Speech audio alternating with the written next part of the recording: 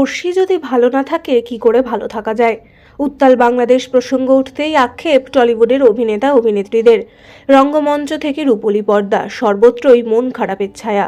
এই পরিস্থিতিতে প্রত্যেকের অনুরোধ, ধ্বংস নয়, সমৃদ্ধ হোক সে দেশের শিল্প সংস্কৃতি। সম্প্রতি সংবাদ মাধ্যমকে দেব এ প্রসঙ্গে বলেছিলেন, মাঝে মাঝে ভয় লাগে, খবর দেখে মনে হচ্ছে এখানেও যুদ্ধ শুরু হয়ে যেতে পারে।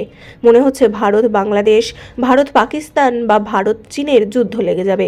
কিন্তু এটা কাম্য নয়। আমি চাই সবাই শান্তিতে থাকুন, সবাই ভালো থাকুন। আসলে তো দুবেলার খাবার আর মাথায় একটা ছাদ। বাড়িতে যারা আছেন তাদের ভালো রাখা, তার জন্য অন্য মানুষকে মারতে হয় না।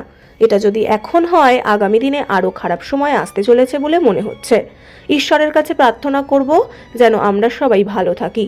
সিনেমা চলুক বা না চলুক, আমরা যেন ভালো থাকি। এছাড়াও কোয়েল মল্লিক মানতে পারছেন না বছর শেষে উত্তাল এই বাংলাদেশকে। তার কথায়, সব ধরনের হিংসার ঊর্ধ্বে বিনোদন দুনিয়া।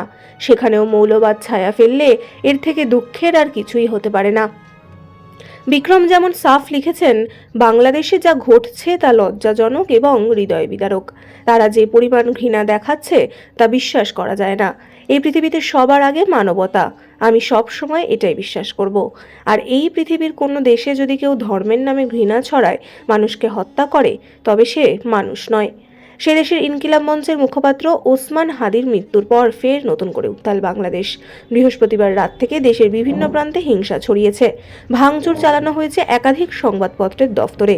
বিক্ষোভকারীদের আগ্রাসন থেকে রেহাই পায়নি দেশের ঐতিহ্যমণ্ডিত সাংস্কৃতিক সংগঠন ছায়ানট। তাই টলিপাড়ার প্রত্যেক নায়ক নায়িকারাই শান্ত থাকার আর্জি জানিয়েছেন সবাইকে।